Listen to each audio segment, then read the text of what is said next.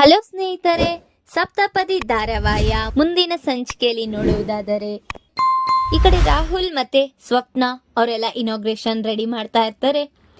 ಸ್ವಪ್ನ ಅನ್ಕೋತಾ ಇರ್ತಾಳೆ ಮನ್ಸಲ್ಲಿ, ನಾನು ಎಷ್ಟು ಅದೃಷ್ಟವಂತೆ, ರಾಹುಲ್ಗೆ ನಾನು ಲವರ್ ಆಗ್ತಾ ಇರೋದು, ಈ ತರ ಇದ್ರೆ ನಾನು ಎಷ್ಟು ರಿಚ್ ಆಗ್ತೀನಿ ಅಂತ ಯೋಚನೆ ಮಾಡ್ತಾ ಇರ್ತಾಳೆ ಸ್ವಪ್ನ.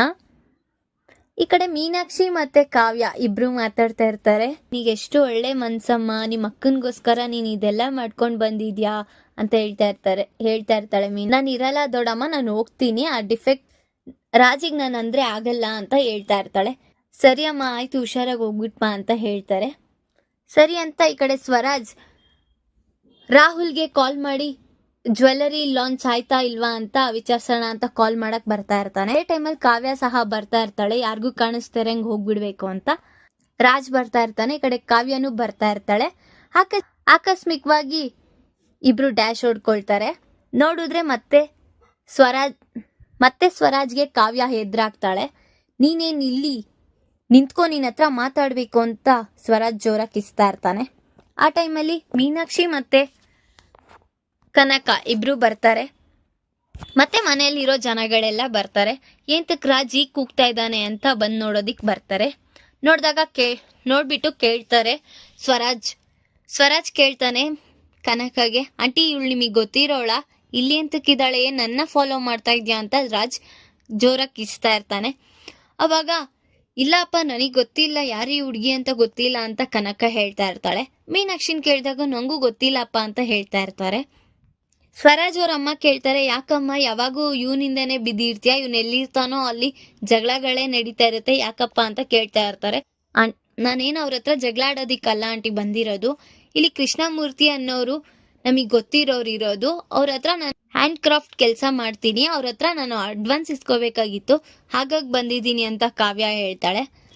ಸ್ವರಾಜ್ ಕೇಳ್ತಾನೆ ಕಾವ್ಯ ಅವ್ರ ಅಪ್ಪಂಗೆ, ಇವ್ರು ಗೊತ್ತಿರೋರ ನಿಮ್ಗೆ ಅಂದ್ರೆ, ಹೌದು ಅಪ್ಪ ಗೊತ್ತಿರೋರೆ, ನಮ್ಮ ಕಂಪ್ನಿಲೇ ಅವ್ರು ಕೆಲಸ ಮಾಡ್ತಿದ್ದಾರೆ ಅಂತ ಅವರು ಸಹ ಸುಳ್ಳು ಹೇಳ್ತಾರೆ.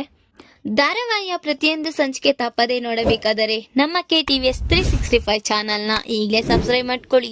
ಹಾಗೆ ಪಕ್ಕದಲ್ಲಿರುವ ಬೆಲ್ ಬಟನ್ ಅನ್ನು ಪ್ರೆಸ್ ಮಾಡಿ ಅದರಲ್ಲಿ ಆಲ್ ಆಪ್ಷನ್ ಸೆಲೆಕ್ಟ್ ಮಾಡ್ಕೊಳ್ಳಿ. ಇದರಿಂದ ನಾವು ರಿಲೀಸ್ ಮಾಡುವಂತಹ ಸಂಚಿಕೆ ಅಪ್ಡೇಟ್ ನೋಟಿಫಿಕೇಶನ್ ಸಿಗುತ್ತೆ. ಹೌದು ಅಪ್ಪ, ಅವ್ರು ಹೇಳ್ತಾ ಇರೋದು ನಿಜ, ಅವ್ರಿಗೆ ಅಡ್ವಾನ್ಸ್ ಕೊಡ್ಬೇಕಿತ್ತು, ಅದಕ್ಕೆ ಬಂದಿದ್ದಾರೆ ಅಂತ ಹೇಳ್ತಾ ಇರ್ತಾರೆ. ಸರಿ ಬಾಮ್ಮ ಒಳಗಡೆ ಕೊಟ್ಟು ಕಳಿಸ್ತೀನಿ ಅಂತ ಅವರಪ್ಪ ಕರ್ಕೊಂಡೋಗಿ ಆಮೇಲೆ ಕನಕ ಹೇಳ್ತಾಳೆ, ಹೇಗೋ ಬಂದ್ಬಿಟ್ಟಿದ್ಯಾ, ಅವರಿಗೆಲ್ಲ ನೀನೇ ಸ್ನ್ಯಾಕ್ಸ್ ಎಲ್ಲ ಕೊಟ್ಬಿಡು ಅಂತ ಹೇಳ್ತಾ ಇರ್ತಾಳೆ. ಸರಿ ಆಯ್ತಮ್ಮ, ನಾನು ನೋಡ್ಕೊಳ್ತೀನಿ, ನೀವು ಹೋಗ್ಬಿಟ್ಟು ಅಕ್ಕನ ಕರ್ಕೊಂಡೋಗಿ ತೋರಿಸಿ ಅಂತ ಕಾವ್ಯ ಹೇಳಿ ಕಳಿಸ್ತಾಳೆ. ಈ ಕಡೆ ಕನಕ ಮತ್ತೆ ಕೃಷ್ಣಮೂರ್ತಿ ಇಬ್ರು ಬಂದು ನೋಡ್ತಾರೆ ಎಲ್ಲಿ ಸ್ವಪ್ನ ಅಂತ. ಸ್ವಪ್ನ ಇಲ್ದೇ ಇರೋದ್ನ ಅವಳಿಗೆ ಭಯ ಆಗುತ್ತೆ ಕನಕಗೆ.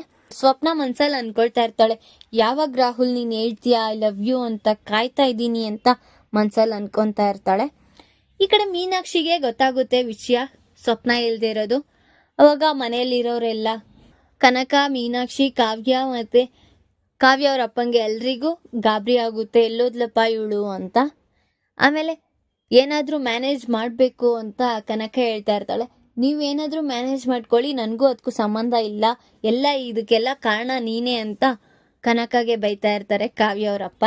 ಅದಕ್ಕೆ ಕಾವ್ಯ ಹೇಳ್ತಾರೆ, ಅಪ್ಪ ಇವಾಗ ಈ ಜಗಳ ಎಲ್ಲ ಬೇಡ, ಫಸ್ಟ್ ಮುಂದೆ ಏನ್ ಮಾಡ್ಬೇಕು ಅನ್ನೋದು ಯೋಚನೆ ಮಾಡ್ರಿ, ನೀವೆಲ್ಲ ಅವ್ರ ಹತ್ರ ಮಾತಾಡ್ತಾ ಇರಿ, ಇವಾಗ 4 ಜನನು ನಾವಿಲ್ಲೇ ಇದ್ವಿ ಅಂದ್ರೆ ಅವ್ರಿಗೆ ಡೌಟ್ ಬರುತ್ತೆ ಅಂತ ಹೇಳ್ಬಿಟ್ಟು ಕಳಿಸ್ತಾಳೆ ಕಾವ್ಯ. ಈ ಕಡೆ ಸ್ವರಾಜ್ ಕಾಯ್ತಾ ಇರ್ತಾನೆ ಸ್ವಪ್ನಗೋಸ್ಕರ, ಅವಾಗ ಬರ್ತಾಳೆ ಇವಾಗ ಬರ್ತಾಳೆ ಅಂತ. ರುದ್ರಾಣಿ ಯೋಚನೆ ಮಾಡ್ತಾ ಇರ್ತಾಳೆ, ಏಂತಕ್ ಬಂದ್ಲಿ ಇವಳು, ಮತ್ತೆ ಮೊನ್ನೆ ನೋಡಿದ್ರೆ ಜಗಳ ಮಾಡ್ಕೊಂಡು ಹೋಗಿದ್ದಾಳೆ, ಮತ್ತ್ಯಾಕೆ ಬರ್ತಿದ್ದಾಳೆ ಇವಳು, ಎಲ್ಲಿ ನೋಡಿದ್ರು ಇವಳೇ ಕಾಣಿಸ್ತಿದ್ದಾಳೆ ಅಂತ ರುದ್ರಾಣಿ ಮನ್ಸಲ್ಲಿ ಅನ್ಕೊಂತಾ ಇರ್ತಾಳೆ. ಆಮೇಲೆ ಕನಕ ಕಾವ್ಯನ ಕೈಯಲ್ಲೇ ಸ್ನ್ಯಾಕ್ಸ್ ಎಲ್ಲ ಕೊಡಿಸ್ತಾರೆ. ಸ್ವರಾಜ್ ಅವ್ರ ಫ್ಯಾಮಿಲಿ ಅವರೆಲ್ಲ ತಗೊಳ್ತಾರೆ. ಬಟ್ ರಾಜ್ ತಗೊಳ್ದಿರ ಸುಮ್ಮನೆ ಹಾಗೆ ಕೂತಿರ್ತಾನೆ. ಬೇರೆಯವ್ರು ಕೊಟ್ಟಿದ್ರೆ ನಾನು ತಗೊಳ್ತಿದ್ದೆ, ಇವಳು ಕೊಡ್ತಾ ಇರೋದು ನನಗೆ ಬೇಡ ಅಂತ ಹೇಳ್ತಾ ಇರ್ತಾನೆ ಸ್ವರಾಜ್. ಅದನ್ನ ನೋಡ್ಬಿಟ್ಟು ಅವಳಿಗೆ ತುಂಬಾ ಬೇಜಾರಾಗಿ, ಈ ಡಿಫೆಕ್ಟ್ಗೆ ನಾನಂದ್ರೆ ಆಗಲ್ಲ, ಬೇರೆಯವ್ರಂದ್ರೆ ಎಲ್ಲರೂ ಹಾಕ್ತಾರೆ ಅಂತ ಅನ್ಕೊಳ್ತಾ ಇರ್ತಾಳೆ ಮನ್ಸಲ್ಲಿ.